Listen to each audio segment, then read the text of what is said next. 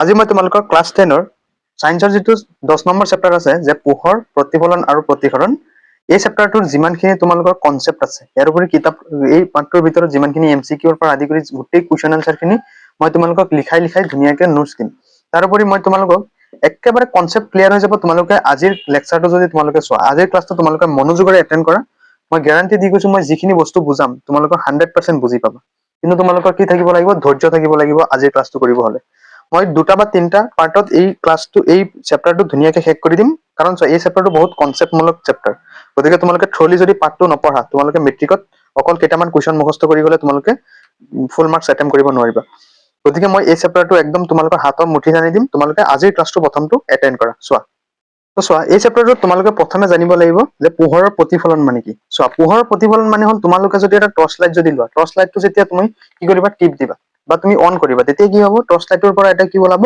যে পোহৰৰ ৰশ্মি বা পোহৰ পৰিব আৰু সেই পোহৰটো গৈ যদি কোনো ৱালত পৰে আৰু সেই ঘটনাটো যদি ৱালত পৰি যদি আকৌ সেই পোহৰটো যদি অন্যফালে যদি কি কৰে অন্য দিশত যদি ঘূৰি আহে তেতিয়া সেই পৰিঘটনাটোকে কি বুলি কোৱা হয় পোহৰ বুলি কোৱা হয় ঠিক আছে বা পোহৰৰ প্ৰতিফলন বুলি কোৱা হয় বুজি পাইছা নাই এই মানে ধৰা এই তোমাৰ একটা কাঁচ আছে কাঁচত যদি তুমি কি কৰা এই লেজাৰ লাইটটো যদি মাৰি দিয়া লেজাৰ লাইটটো এই কাঁচত বা তোমাৰ দাপোনখনত মাৰি দিলে অন্যফালে কি হয় মানে কি হয় ঘূৰি অহা যেন লাগে নাই আৰু সেই পৰিঘটনাটোকে কি বোলে পোহৰৰ প্ৰতিফলন বোলে মই ডেফিনেশনটো লিখো তোমালোকে তেতিয়া তোমালোকৰ কনসেপ্টটো ক্লিয়াৰ হৈ যাব যে পোহৰৰ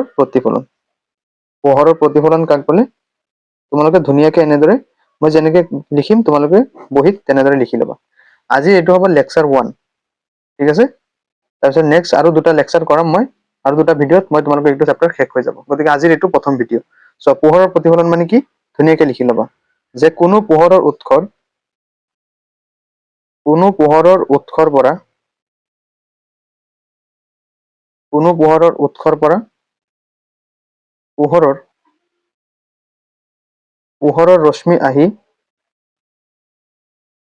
পোহৰৰ ৰশ্মি আহি কোনো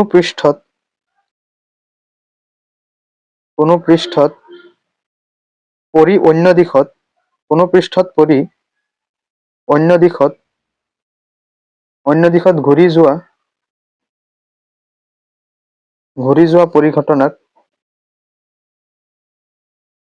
পৰিঘটনাক কি বোলে পোহৰৰ ৰশ্মি বোলে বা পোহৰৰ কি বোলে প্ৰতিফলন বোলে ঠিক আছে এই বছৰ তোমালোকে এই এতিয়া চিত্ৰ আঁকিম এই চিত্ৰটোৰ পৰা তোমালোকে আৰু ভালদৰে বুজি পাবা চোৱা ইয়াতে মই ধৰি লৈছো যে এইটো হ'ল কোনো এটা উৎস ঠিক আছে ধৰি লৈছো এইটো এটা উৎস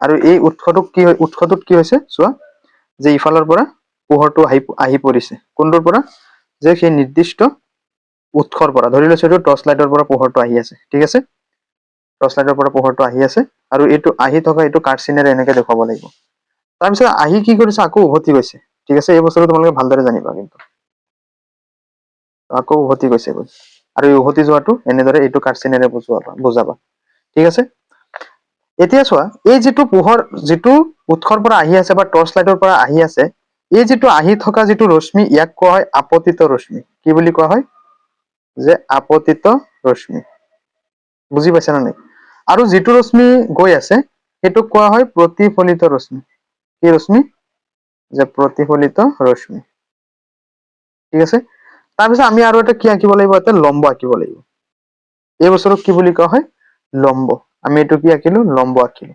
এইখিনিলৈকে ক্লিয়াৰ হ'ল এতিয়া চোৱা ইয়াতে যে মই আপতিত ৰশ্মিটো যে পঠালো এই আপতিত ৰশ্মি আৰু এই লম্বৰ মাজত এটা নিৰ্দিষ্ট কোণ কৰিব আৰু এই কোণটোক কোৱা হয় আই বুলি ইণ্ডিকেট কৰা হয় আৰু এই আইটোক কি বুলি কোৱা হয় আপতিত ৰশ্মিয়ে গঠন কৰা কোণ বা আপতন কোণ বুজি পাইছা নাই এইটো কি বুলি কোৱা হয় আই মানে কি যে আপতন কোণ আয়ে কি বুজাইছে ইণ্ডিকেট কৰিছে যে আপতন কোণ বুজি পাইছা নাই তাৰপিছত এই যিটো আপতিত ৰশ্মি যিটো ঘূৰি গ'ল এই ঘূৰি যোৱা আৰু এই লম্বটোৰ মাজৰ এই কোণটোক কি বুলি কোৱা হয় আৰ অৰ্থাৎ প্ৰতিফলন কোণ আৰ অৰ্থাৎ কি যে প্ৰতিফলন কোণ কনসেপ্ট ক্লিয়াৰ হ'ল এইটো কোৱা হয় প্ৰতিফলন কোণ ঠিক আছে একদম এতিয়ালৈকে হ'ল সো এইখিনিলৈকে যদি তোমালোকে বুজি পাইছা এতিয়া আমি নেক্সট পঢ়িম যে এই যে মই যে পঢ়ালো যে পোহৰৰ প্ৰতিফলন, এই পোহৰৰ প্ৰতিফলনৰ আকৌ কেইটা সূত্ৰ আছে? দুটা সূত্ৰ আছে। ইয়াতে মই যে তোমালোকক আঁকি যে দেখুৱালো, ইয়াৰ পৰা আকৌ কি আহিব? দুটা সূত্ৰ আহিব। গতিকে লিখিবা যে পোহৰৰ প্ৰতিফলন, পোহৰৰ প্ৰতিফলনৰ সূত্ৰ, পোহৰৰ প্ৰতিফলনৰ সূত্ৰ। চোৱা যে পোহৰৰ প্ৰতিফলনৰ সূত্ৰ দুটা হ'ল, এক নম্বৰটো হ'ল যে চোৱা আপতন কোণ প্ৰতিফলন কোণৰ সমান। ইয়াতে যিটো আপতিত ৰশ্মিয়ে গঠন কৰা কোণ আৰু প্ৰতিফলন ঘূৰি যোৱা যিটো প্ৰতিফলিত ৰশ্মিয়ে গঠন কৰা যিটো কোণ, এই দুয়োটা কোণ কি? সমান মানৰ। অৰ্থাৎ এইটো যদি তোমাৰ ধৰি লৈছো 30 ডিগ্ৰী হয়, আপতিত কোণ যদি আপতন কোণ যদি 30 ডিগ্ৰী হয়, তেতিয়াহ'লে প্ৰতিফলন কোণো কি হ'ব? 30 ডিগ্ৰী হ'ব। এই বস্তুটো তোমালোকে বুজি ল'ব লাগিব। গতিকে ইয়াতে পোহৰৰ প্ৰতিফলনৰ এক নম্বৰ সূত্ৰ কি? যে আপতন কোণ প্ৰতিফলন কোণৰ সমান। আপতন কোণ প্ৰতিফলন কোণৰ কি হয়? সমান হয়। ঠিক আছে। নেক্সট চোৱা 2 নম্বৰ। 2 নম্বৰ যে আপতন কোণ, চোৱা আপতন কোণ প্ৰতিফলন কোণ আৰু আপতন বিন্দু, এইটো কি বুলি কয়? আপতন বিন্দু। আপতন বিন্দুত টনা লম্ব, আপতন বিন্দুত টনা লম্ব আৰু প্ৰতিফলিত ৰশ্মি একেটা সমতল, মানে এই সমতলত আছে। বুজি পাইছা নাই? এই একেটা সমতলতে গোটেইখিনি বিন্দু একলগ হৈছে নাই? গতিকে পোহৰৰ প্ৰতিফলনৰ দ্বিতীয় সূত্ৰটো হ'ল যে আপতিত ৰশ্মি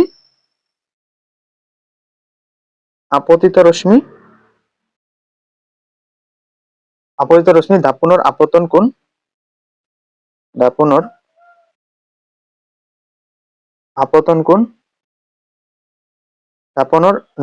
আপতন বিন্দুত টনা, বিন্দুত লিখিবা, আপতন বিন্দুত টনা লম্ব আৰু প্ৰতিফলিত ৰশ্মি, আৰু ইয়াতে আপতিত ৰশ্মি যিহেতু কৈছো, গতিকে প্ৰতিফলিত ৰশ্মি ক'ব লাগিব। আৰু প্ৰতিফলিত ৰশ্মি কি? একেটা সমতলত থাকে,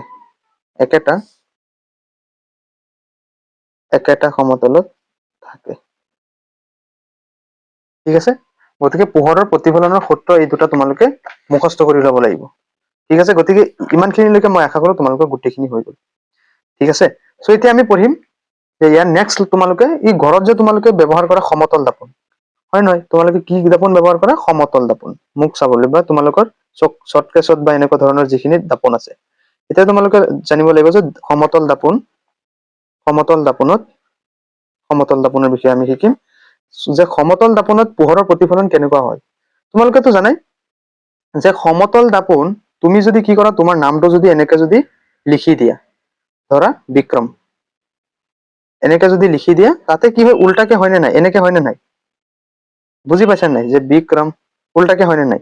মানে কি সমতল দাপোন কি? অসৎ। সমতল দাপোন কি? অসৎ। এইখিনি তোমালোকৰ MCQৰ কাৰণে আহে। সমতল দাপোন অসৎ আৰু কি? থিয়। তুমি যদি সমতল দাপোনৰ আগত গৈ থিয় হোৱা, তোমাক থিয়ৰ নিচিনা লাগিব, হয়নে? আৰু এটা কি? যে লক্ষ্যবস্তুৰ সদায় কি হয়? সমান হয়। লক্ষ্যবস্তুৰ কি হয়? লক্ষ্যবস্তুৰ সমান হয় সদায়। তুমি যিমান, তোমাৰ মুখমণ্ডলটো যিমান ডাঙৰ, সেই সমতল দাপোনত ঠিক ইমানখিনি দেখুৱাব। আৰু এটা কি কৈছো মই যে এই নাম যিটো লিখা, এইটো কি? উল্টা হয়। গতিকে কি হ'ব? যে পাৰ্শ্বীয়ভাৱে ওলোটা,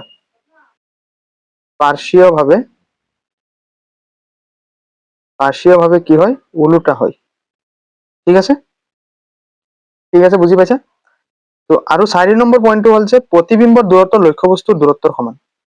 সেই বস্তুটো লিখি দিবা যে প্ৰতিবিম্বৰ দূৰত্ব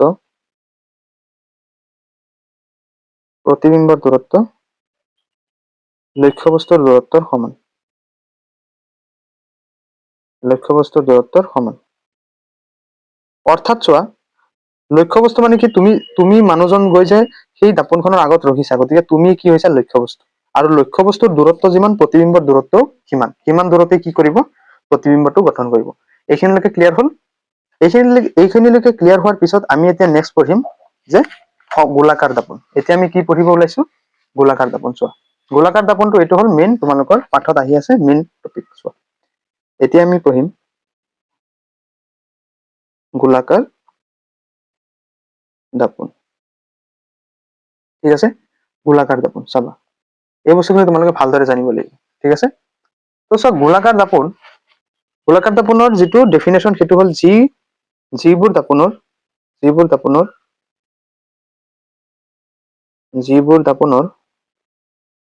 প্ৰতিফলন পৃষ্ঠ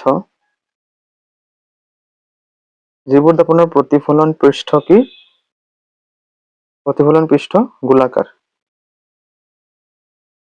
তেনে দাপোনক কি বুলি কোৱা হয়? যে গোলাকাৰ দাপোন বোলে। তেনে দাপোনক কি বোলে? গোলাকাৰ দাপোন বোলে। ঠিক আছে। এতিয়া যে গোলাকাৰ দাপোন কেই প্ৰকাৰৰ? 2 প্ৰকাৰ। চোৱা, যে গোলাকাৰ দাপোন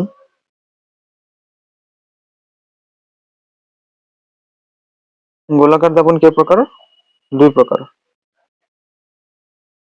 1 নম্বৰ হ'ল উত্তল দাপোন। 1 নম্বৰ কি? উত্তল দাপোন। ঠিক আছে। আৰু 2 নম্বৰ কি? অবতল দাপোন।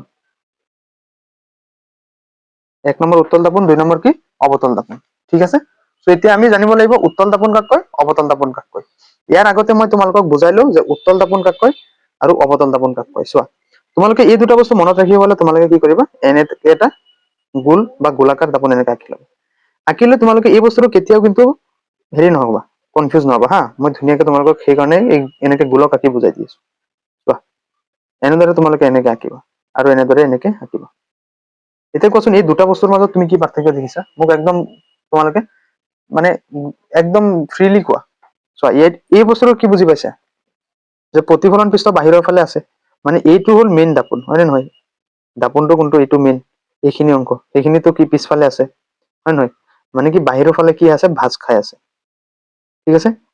আৰু এইটোৰ ক্ষেত্ৰত কি কৈছো? যে ভিতৰৰ ফালে। অৰ্থাৎ এই যিটো তোমাৰ গোলাকাৰ দাপোন আঁকিবা, আৰু যিটো মানে পৃষ্ঠ বাহিৰলৈ ভাঁজ খোৱা, হা, প্ৰতিফলন পৃষ্ঠ বাহিৰৰ ফালে ভাঁজ খোৱা, তেনে দাপোনক কোৱা হয় উত্তল দাপোন। এই দাপোন উত্তল দাপোন। আৰু যি দাপোনৰ প্ৰতিফলন পৃষ্ঠ ভিতৰলৈ ভাঁজ খোৱা, এইটো ভিতৰলৈ ভাঁজ খোৱা আছে, হয় নে নহয়? ভিতৰৰ ফালে ভাঁজ খাই আছে, তেনেকুৱা দাপোনক কি বোলে? অবতল দাপোন। এই দাপোন অবতল দাপোন। এই দুটাৰ মাজত তোমালোকে পাৰ্থক্যটো ভালদৰে বুজিব লাগিব। আৰু এই চিত্ৰটো যদি মনত ৰাখা, তোমালোকৰ একদম কনচেপ্ট ক্লিয়াৰ হৈ যাব। এতিয়া আমি পঢ়িম উত্তল দাপোন আৰু অবতল দাপোন কাক কয়। এইটো উত্তল দাপোন 1 নম্বৰটো, এইটো অবতল দাপোন। একদম কনচেপ্ট ক্লিয়াৰ হ'ল। এতিয়া আমি নেক্সট পঢ়িম যে উত্তল দাপোন আৰু অবতল দাপোনৰ ডেফিনেশ্যনৰ লগতে আমি ইয়াৰ ব্যৱহাৰসমূহ শিকিম। 1 নম্বৰ লিখা যে উত্তল দাপোন কাক কয় আৰু ইয়াৰ ব্যৱহাৰসমূহ আমি লিখিম। ঠিক আছে।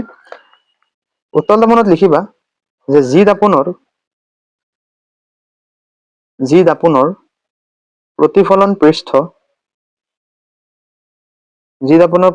পৃষ্ঠ বাহিৰলৈ ভাঁজ খোৱা, চোৱাচোন এইটো বাহিৰৰ ফালে ভাঁজ খাই আছে নে নাই? এই দাপোনখন চোৱাচোন বাহিৰৰ ফালে, মানে ই এটা হেৰি মানুহ আছে নহয়, জাতৰ মানুহ আছে নহয়, যে পেটটো বাহিৰৰ ফালে ওলাই থাকে, তেনেকুৱা ধৰণৰ। যে যি দাপোনৰ প্ৰতিফলন পৃষ্ঠ বাহিৰলৈ কি ভাঁজ খোৱা,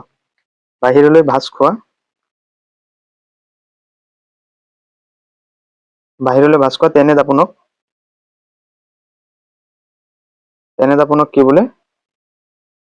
উত্তল দাপোন বোলে। তেনে দাপোনক উত্তল দাপোন বোলে। অকে।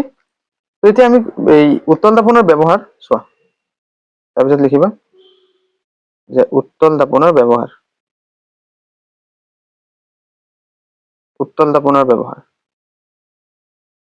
কি হব? যে গাড়ীৰ পিছফালে চাবলৈ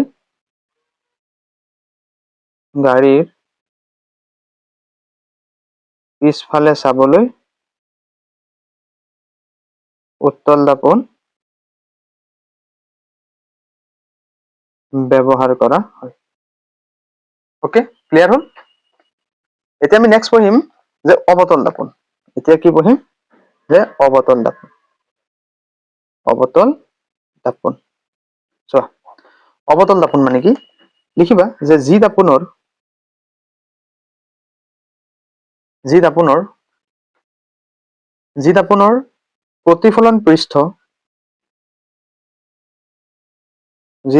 প্ৰতিফলন পৃষ্ঠ ভিতৰলৈ ভাঁজ খোৱা,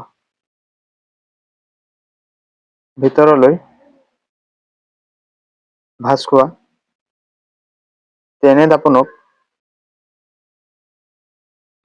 কি বোলে অবতল দাপন বোলে তেনে দাপনক অবতল দাপন বোলে ওকে তেতিয়া আমি কি কৰিম অবতল দাপনৰ ব্যৱহাৰ চোৱা অবতল দাপনৰ ব্যৱহাৰ অবতল দাপনৰ ব্যৱহাৰ বহুত আছে তোমালোকৰ কিতাপত আছে মই কিতাপত পেজ নম্বৰো দেখুৱাই দিম কিন্তু তোমালোকে এতিয়া লিখি লোৱা যে দন্ত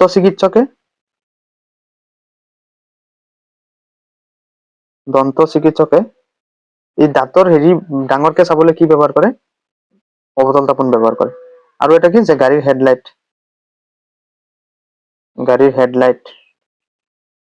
তাৰপিছত তোমাৰ আৰু এটা আছে কি এই গাড়ীৰ হেডলাইট আৰু তোমাৰ গাড়ীৰ হেডলাইট তাৰোপৰি তোমাৰ এই টৰ্চ লাইট আদিত ব্যৱহাৰ কৰে আৰু 4 নম্বৰটো হ'ল মোষ্ট ইম্পৰ্টেন্ট যে সৌৰ ভাতিত সূৰ্যৰ পোহৰ কেন্দ্ৰীভূত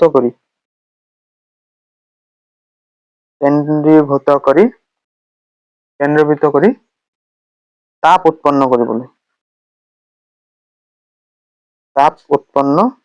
কৰিবলৈ কি ব্যৱহাৰ কৰা হয় অবতল দাপন ব্যৱহাৰ কৰা হয় ক্লিয়াৰ হ'ল আৰু এইখিনিলৈকে তোমালোকে এনেদৰে ধুনীয়াকে লিখি ললে তোমালোকৰ যিমানখিনি তোমালোকৰ MCQ আদি কৰি ইয়াৰ পৰাই আহিব মই যিখিনি নোটছ দি আছো তোমালোকে সেইটো কাৰণে নোটছখিনি ভালদৰে লিখি ল'বা ঠিক আছে তো এতিয়া আমি নেক্সট পঢ়িম এতিয়ালৈকে মই তোমালোকক গোলাকাৰ দাপন বা গোলাকাৰ দাপন কেই প্ৰকাৰ এইখিনি পঢ়ালো এতিয়া আমি পঢ়িম যে গোলাকাৰ দাপনৰ বিভিন্ন অংশসমূহ কি পঢ়িম যে গোলাকাৰ দাপনৰ বিভিন্ন অংশ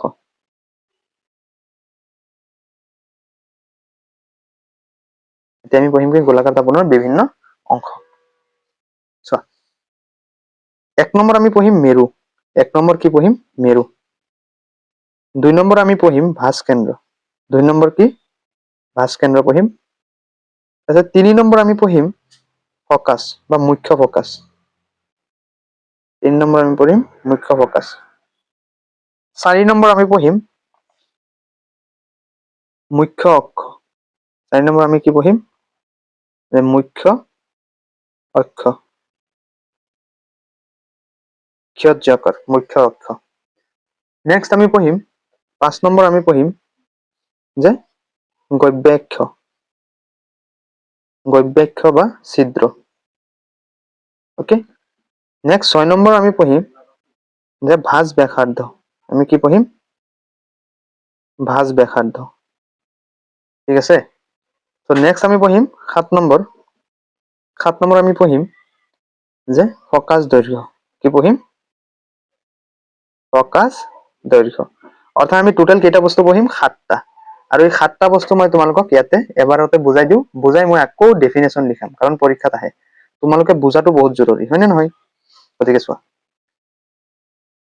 যদি তুমি এইটো উত্তল দাপনে যদি ধৰা এই উত্তল দাপন যিটো চাবা এনেকে থাকে ন তাৰপিছত এই বস্তুটো এনেকে আঁকিম এতিয়া চোৱা এই গোলাকাৰ দাপনখন যিটো গোলকৰ অংশ এই গোলকটোৰ এটা নিৰ্দিষ্ট কি আছে কেন্দ্ৰবিন্দু আছে হয় নে নহয় আৰু এই কেন্দ্ৰবিন্দুটোকে কি বুলি কোৱা হয় ভাঁজ কেন্দ্ৰ বুলি কোৱা হয় বুজি পাইছা অৰ্থাৎ তোমালোকে এনেদৰে ধুনীয়াকে আঁকি চাইডত এনেকে ইণ্ডিকেট কৰি দি দিবা যাতে মনত থাকে এইটো কি বুলি কোৱা হয় ভাঁজ কেন্দ্ৰ আৰু মেৰু হ'ল চোৱা এইটো আছে নহয় এই পিক কোৱা হয় মেৰু বুলি কি বুলি কোৱা হয় এই অংশখিনি কোৱা হয় পি বুজি পাইছা নাই মানে ধৰা এইটো উত্তল দাপনৰ ক্ষেত্ৰত প্ৰতিফলন পৃষ্ঠ য'ত হৈছে তাৰে যিটো কেন্দ্ৰবিন্দু সেইটোক কি বুলি কোৱা হয় মেৰু বুলি কোৱা হয় তোমালোকে জাষ্ট বুজি লোৱা মই পিছত ধুনীয়াকে ডেফিনেশ্যনৰ সৈতে আটাইখিনি লিখাই দি আছো তাৰ পিছত চোৱা মুখ্য ফকাচ আৰু এই ভাঁজ কেন্দ্ৰটোক কোৱা হয় চি বুলি কি বুলি কোৱা হয় চি বুলি এই ভাঁজ কেন্দ্ৰটোক চি বুলি কোৱা হয় এতিয়া চোৱা যে মুখ্য ফকাচ মানে হ'ল এই পি আৰু চিৰ মাজত থকা দূৰত্ব চোৱা এনেদৰে ইণ্ডিকেট কৰি এনেকে লিখি ল'বা তেতিয়া তোমালোকৰ মনত থাকিব বস্তুটো যে মুখ্য ফকাচ হল পি আৰু চিৰ মাজৰ যিটো বিন্দু এতিয়া ধৰা পি আৰু চি মই ধৰি লৈছো 10 চেণ্টিমিটাৰ কিমান ধৰি লৈছো 10 চেণ্টিমিটাৰ 10ৰ আধা কিমান হ'ব 5, গতিকে 5লৈকে হ'ব কি এইটো হ'ব মুখ্য ফকাচ অৰ্থাৎ ডাঙৰ হাতৰ এফেৰে বুজায় এইটো। ঠিক আছে, বুজি পাইছা? তাৰপিছত চোৱা মুখ্য অক্ষ। মুখ্য অক্ষ মানে হ'ল তোমাৰ যে মেৰু আৰু ভাঁজ কেন্দ্ৰৰ মাজেৰে টনা যিটো অক্ষ, এই ডাঙৰ এই ৰেখাডালক কি বুলি কোৱা হয় মুখ্য অক্ষ বুলি কোৱা হয়। ইয়াতে আমাক কোনো কোৱা নাই যে ইয়াৰে দৈৰ্ঘ্যটোক বুলি এনেকে কোৱা নাই, গতিকে মুখ্য অক্ষ মানে বুজি পাইছা। তাৰপিছত আমাক কি কৈছে যে গভ্যাক্ষ বা ছিদ্ৰ। চোৱা গভ্যাক্ষ বা ছিদ্ৰ হ'ল এই ধৰি লোৱা এই যিটো মই তোমাৰ অৱতল দাপন আঁকিছো, এই অৱতল দাপনৰ এই মূৰৰ পৰা এই মূৰলৈ এইখিনি অংশ যিমান চেণ্টিমিটাৰ এইটো কোৱা হয় গভ্যাক্ষ বা ছিদ্ৰ। বুজি পাইছা? তাৰপিছত নেক্সট চোৱা ভাঁজ ব্যাসাৰ্ধ। নেক্সট কি কৈছো ভাঁজ ব্যাসাৰ্ধ। তোমালোকে জানাই যে বৃত্ত এটাৰ কি থাকে ব্যাসৰ আধা ব্যাসাৰ্ধ, গোটেইখিনি ব্যাস আধা কি ব্যাসাৰ্ধ। আৰু এই ব্যাসাৰ্ধটো যিটো এইটো চোৱা, এইটো যদি তুমি ধৰি লোৱা যে উত্তল দাপনৰ ক্ষেত্ৰত এইটো হ'ব ভাঁজ ব্যাসাৰ্ধ। মানে যিখন দাপোন যিটো গোলকৰ অংশ সেই গোলকৰ ব্যাসাৰ্ধক কি বোলে ভাঁজ ব্যাসাৰ্ধ বোলে। অকে, ক্লিয়াৰ হ'ল? নেক্সট চোৱা ফকাচ দৈৰ্ঘ্য, আৰু এই ভাঁজ ব্যাসাৰ্ধক কি বুলি কোৱা হয় আৰ বুলি কোৱা হয়। অকে, মুখ্য অক্ষ পিৰ পৰা চি। এইটো চোৱা নেক্সট ফকাচ দৈৰ্ঘ্য। কি কৈছো ফকাচ দৈৰ্ঘ্য। মুখ্য ফকাচ আৰু ফকাচৰ মাজত এটা পাৰ্থক্য হ'ল মুখ্য ফকাচক এফ বুলি কয় আৰু ফকাচ দৈৰ্ঘ্যক এফ বুলি কয়, সৰু হাতৰ এফ। এতিয়া ফকাচ দৈৰ্ঘ্য মানে কি চোৱা, ইয়াৰে পৰা যে তুমি এইটো হ'ল মুখ্য ফকাচ। এতিয়া মেৰু আৰু মুখ্য ফকাচৰ মাজৰ দূৰত্বক কি বুলি কোৱা হয় সৰু হাতৰ এফ বা ফকাচ দৈৰ্ঘ্য বুলি কোৱা হয়। ক্লিয়াৰ হ'ল? মানে এনেকে তোমালোকে আঁকি ল'বা যে পিৰ পৰা এফলৈ এই মাজৰ এইখিনি অংশক কি বুলি কোৱা হয় ফকাচ দৈৰ্ঘ্য বুলি কোৱা হয়। এইখিনি যদি বুজি পাইছা তোমালোকৰ বহুতখিনি ক্লিয়াৰ হৈ যাব এইটো চেপ্টাৰৰ পৰা। এতিয়া মই ডেফিনেশ্যন লিখাই মই তোমালোকক এইখিনি ধুনীয়াকে বুজাম, কাৰণ তোমালোকৰ পৰীক্ষাত ডেফিনেশ্যন লিখিব আহে যে গোলাকাৰ দাপনৰ ভাঁজ কেন্দ্ৰৰ সংজ্ঞা দিয়ে বা গভ্যাক্ষ বা ছিদ্ৰ মানে কি। অকে, চ' এতিয়া মই এটা এটাকে ধুনীয়াকে ইয়াতে লিখাই যাম, তোমালোকে ধুনীয়াকে ডেফিনেশ্যন খিনি লিখি যাবা। 1 নম্বৰ আমি কি লিখিছো, 1 নম্বৰ আমি কি লিখিম যে মেৰু। ঠিক আছে, মানে মেৰু কাক কয় চোৱা। দেখিবা যে গোলাকাৰ দাপনৰ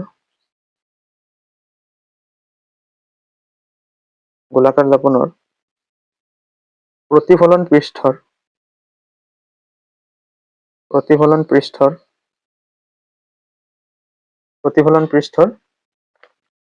পৃষ্ঠৰ কি হ'ব যে মধ্যবিন্দুক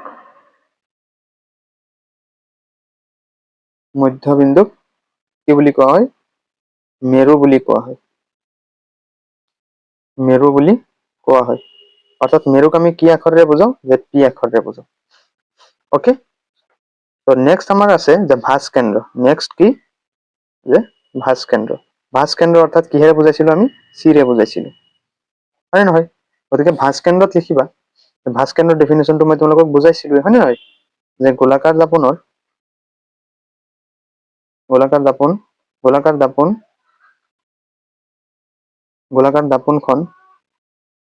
যিটো গোলকৰ অংশ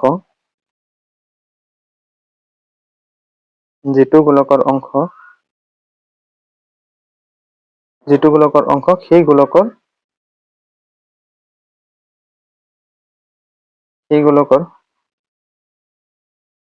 কেন্দ্ৰবিন্দুক কি বোলে ভাঁজ কেন্দ্ৰ বোলে।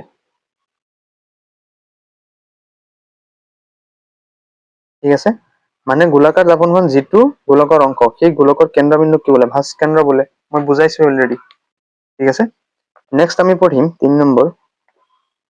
3 নম্বৰ কি আছে যে ভাঁজ কেন্দ্ৰৰ পিছত ফকাচ, মুখ্য ফকাচ। ঠিক আছে, এতিয়া ফকাচৰ ক্ষেত্ৰত তোমালোকে এটা বস্তু বুজি লব লাগিব, কাৰণ ফকাচত অহাৰ লগে লগে উলট পালটটো লাগে।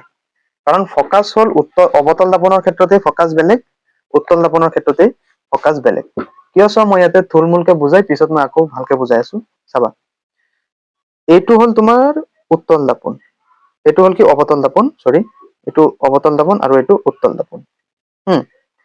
এতিয়া চোৱা এটা নিৰ্দিষ্ট পি আছে, চি আছে, এফ আছে, আৰু নিৰ্দিষ্ট পি আছে, এইটো চি আৰু এইটো এফ আছে, হয় নে নহয়? এতিয়া চাবা আমি যদি কি কৰো এইফালে যদি আমি কি কৰো পোহৰৰ প্ৰতিফলন দিওঁ, এইটো কি হব মধ্যবিন্দু এফৰ মাজেৰে প্ৰতিফলিত হৈ আহিব। আৰু এটা যদি তুমি এনেকে চালিত কৰা, আৰু এটা যদি ইফালে দিয়া, সিফালে গৈ এফৰ মাজেৰে কি হ'ব, এফ বিন্দুৰ মাজেৰে কি হ'ব, গৈ হেৰি হ'ব। অৰ্থাৎ কি, গোলাকাৰ দাপনৰ অৱতল দাপনৰ ক্ষেত্ৰত কি হ'ব যে মুখ্য অক্ষৰ ওপৰত এটা বিন্দুত কটাকটি কৰিব আৰু ইয়াতকে মুখ্য ফকাচ বুলি ক'ব, অৰ্থাৎ এফ বিন্দুৰ মাজেৰে যাব। কিন্তু ইয়াতে চোৱা, ইয়াতে কি হ'ব যে আমি যদি কি কৰো, মুখ্য অক্ষৰ সমান্তৰালকৈ ৰশ্মি উত্তল দাপনৰ ক্ষেত্ৰত যদি এনেকে পঠাও, কি হ'ব, দাপনৰ পিছফালে কি হ'ব, এটা বিন্দুৰ পৰা ওলাই অহা যেন লাগিব, অৰ্থাৎ এফ বিন্দু। বুজি পাইছা নাই? মানে ইয়াতে এইফালে এইফালে যাব আৰু উভতি আহিব, ঠিক আছে। এইফালে মই পঠাইছিলো, উভতি আহিব এইফালে। কিন্তু ইয়াতে প্ৰতিফলিত, অৰ্থাৎ যিটো একেবাৰে প্ৰতিফলনৰ পিছত কোনখিনি অংশত গৈ এনেকুৱা লাগিব যে এটা বিন্দুত পৰা ওলাই অহা যেন লাগে, এফ বিন্দুৰ পৰা। গতিকে অৱতল দাপনৰ ক্ষেত্ৰতে বেলেগ, এফ বিন্দুৰ সংজ্ঞা আৰু উত্তল দাপনতে বেলেগ। গতিকে তোমালোকে লিখি ল'বা যে ফকাচ। ফাৰ্ষ্ট আমি লিখিম যে অৱতল দাপনৰ ক্ষেত্ৰত। এই বস্তুটো বুজি পাইছা নে নাই? মানে ইফালে ডাইৰেক্ট কি হৈছে, এফ বিন্দুত হৈছে, কিন্তু ইফালে এনেকুৱা লাগে যেন এফ বিন্দুত গৈ একলগ হৈছে। গতিকে ডেফিনেশ্যনটো লিখিলে তোমালোকে বুজি পাবা। চোৱা যে অৱতল দাপনৰ ক্ষেত্ৰত, অৱতল দাপনৰ ক্ষেত্ৰত লিখিবা যে মুখ্য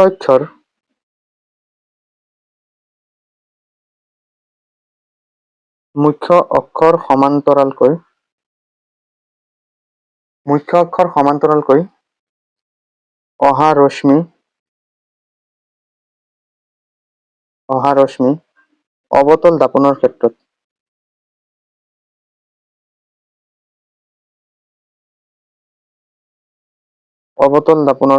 প্ৰতিফলনৰ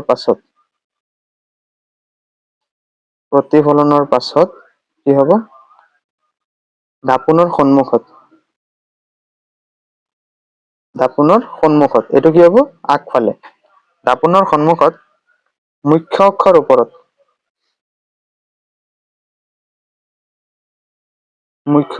ওপৰত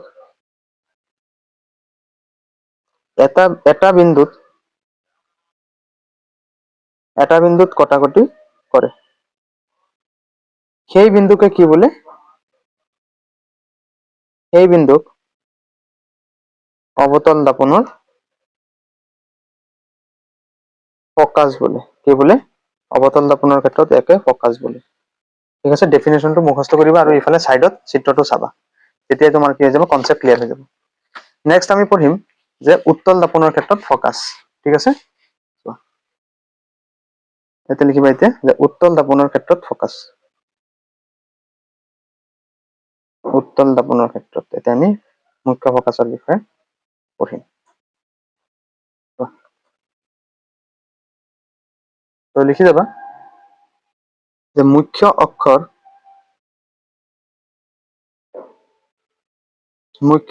সমান্তৰালকৈ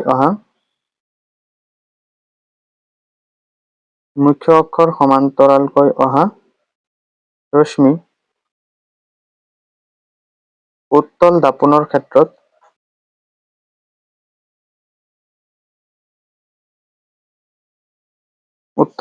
ক্ষেত্ৰত প্ৰতিফলনৰ পাছত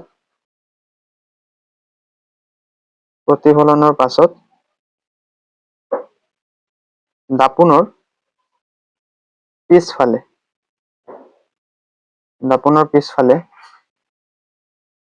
মুখ্য অক্ষৰ ওপৰত এটা বিন্দুৰ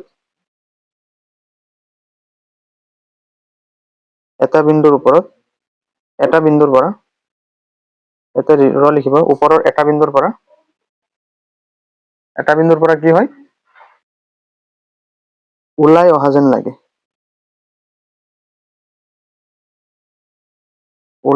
যেন লাগে, সেই বিন্দুকে কি বোলে, ওলাই অহা যেন লাগে।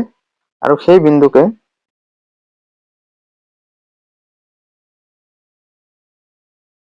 বিন্দুকে কি বোলে, উত্তল দাপনৰ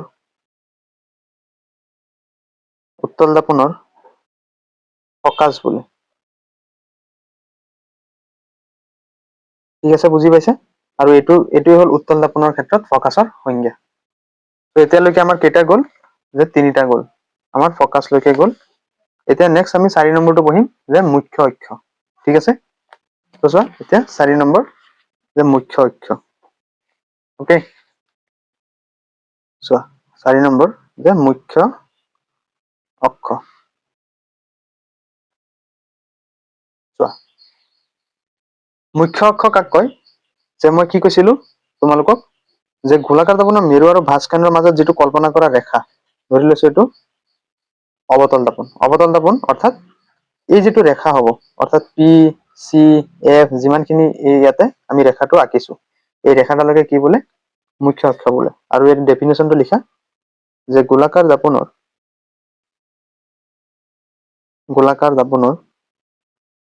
মেৰু আৰু ভাঁজকেন্দ্ৰৰ মাজেৰে কল্পনা কৰিব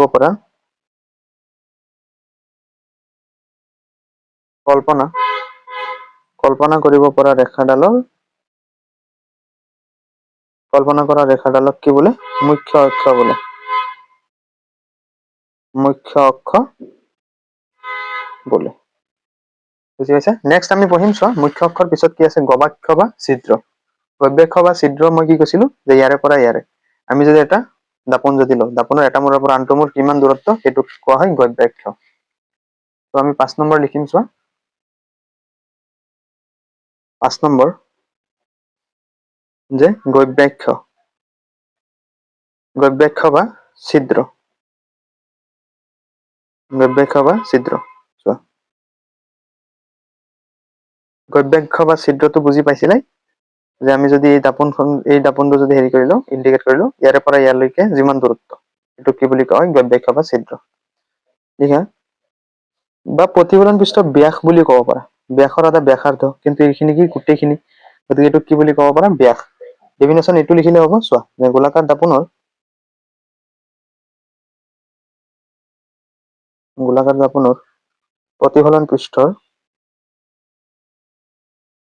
প্ৰতিফলন পৃষ্ঠৰ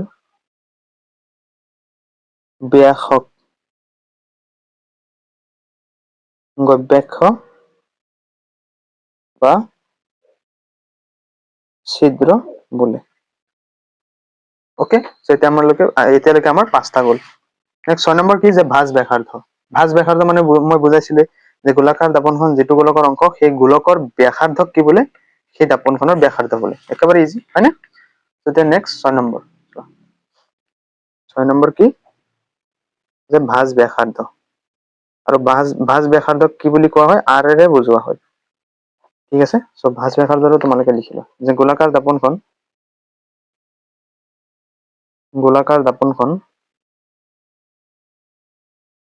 যিটো গোলকৰ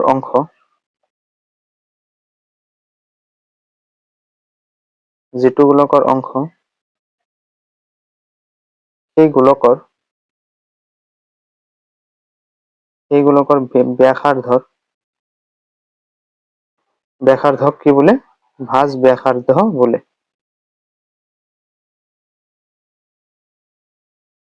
ভাঁজ ব্যাসাৰ্ধ বোলে। ঠিক আছে, অৰ্থাৎ পি আৰু চিৰ মাজত। ঠিক আছে, এতিয়ালৈকে আমাৰ 6টা গ'লে। আৰু এটা নেক্সট আছে যে ফকাচ দৈৰ্ঘ্য। ফকাচ দৈৰ্ঘ্যটো ইজি, যে মেৰু আৰু মুখ্য ফকাচৰ মাজৰ দূৰত্বক কি বুলি কোৱা হয়? যে ভাঁজ ব্যাসাৰ্ধ, ভাঁজ ফকাচ দৈৰ্ঘ্য বুলি কোৱা হয়। ঠিক আছে, ত' 7 নম্বৰ লিখা যে ফকাচ দৈৰ্ঘ্য।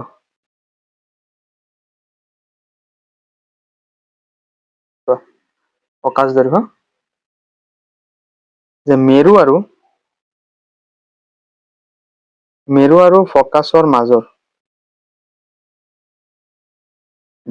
ফকাচৰ মাজৰ দূৰত্বক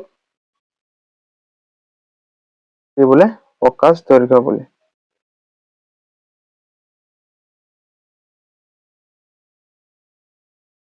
মেৰু আৰু ফকাচৰ মাজৰ দূৰত্বক কি বোলে? ফকাচ দৈৰ্ঘ্য বোলে। মানে কি, এইটো মেৰু, তাৰপিছত এইটো ভাঁজকেন্দ্ৰ, এইটো মুখ্য ফকাচ। এতিয়া মেৰু আৰু ফকাচৰ মাজৰ যিটো দূৰত্ব, এই দূৰত্বটোক কি বুলি কোৱা হয়? যে ফকাচ দৈৰ্ঘ্য বুলি কোৱা হয়। অকে, ঠিক আছে, এইখিনিলৈকে বুজি পাইছা? ত' ইয়াৰ পিছত আমি আৰু এটা বস্তু শিকিব লাগিব এইটো হল যে ভাঁজ ব্যাসাৰ্ধ আৰু ফকাস দৈৰ্ঘ্যৰ মাজৰ সম্পৰ্ক। ফকাস দৈৰ্ঘ্যৰ মাজৰ সম্পৰ্ক। ওকে, চোৱা চোৱা এইটো এটা কি তাপন, যে অৱতল তাপন। অৱতল তাপনৰ এইটো কি মেৰু, এইটো ভাস্কৰ্য, এইটো মুখ্য ফকাস। এতিয়া চাবা এইখিনি অংশ কি আছিলে, যে আৰ আছিলে, কি আছিলে আৰ, আৰু এইখিনি অংশ কি আছিলে এফ আছিলে। এতিয়া চব পিৰ পৰা চি যদি হয়, পিৰ পৰা চি যদি 10 সেন্টিমিটাৰ হয়, তেতিয়াহ'লে পিৰ পৰা এফ লৈ কিমান হ'ব 10/2, অৰ্থাৎ কিমান হ'ব 5 হ'ব, হয় নহয়? এই বস্তুটো বুজি পাইছা নাই? মানে কি ইয়াৰে আধা এইখিনি। এতিয়া চোৱা, এতিয়া যদি মই যদি কওঁ r = 2f, ভুল হ'ব নেকি? নহয়, কাৰণ এফৰ 2 গুণ কি, এফৰ 2 গুণ r, কাৰণ যদি ইয়াতে যদি 5 পাইছা ন, এইখিনি এফ 5ৰ লগত যদি তুমি 2 যদি পূৰণ কৰি দিয়া, সিফালে কি হ'ব r ৰ সমান হ'ব, মানে r কিমান 10, বুজি পাইছা নে? মানে r আমি কিমান ধৰিছিলো 10 = 2 * f ৰ মান 5, অৰ্থাৎ 10 হৈছে নে, দুটা সমান সমান। অৰ্থাৎ ইয়াৰ পৰা আমি কি পাব, ইয়াৰ পৰা আমি কি পাব পাৰো, যে f ইফালে ৰাখি দি r/2, অৰ্থাৎ ফকাস দৈৰ্ঘ্য = ভাঁজ ব্যাসাৰ্ধৰ আধা। বুজি পাইছা? কনসেপ্ট ক্লিয়াৰ হ'ল? আৰু এইটো তোমালোকৰ পাঠত আছে যে r = 2f, r = কি 2f, এইটো তোমালোকৰ কিতাপত আছে। আৰু এই বস্তুটো তোমালোকে ভালদৰে জানিব লাগিব, কাৰণ তোমালোকৰ ইয়াৰ পৰা কি আহে MCQ দিয়ে।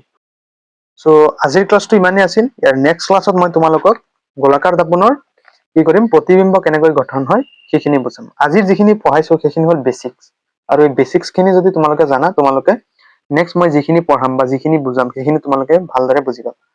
গতিকে আশা কৰো আজিৰ এই ফাৰ্ষ্ট যিটো পাৰ্ট সেইটো তোমালোকে ভাল পাইছা, কাৰণ চব বেছি দীঘল কৰিলে তোমালোকৰ কি হয় চেচুৰেশ্যন আহি যায়, আৰু তোমালোকৰ পঢ়িব ইচ্ছা নাযায়, পঢ়াত মনোযোগ নাই। সেইটো কাৰণে মই সৰু সৰুকে খণ্ড দিম, হলেও মই তোমালোকক 3টা খণ্ড মানত শেষ কৰি দিম এই চেপ্টাৰটো।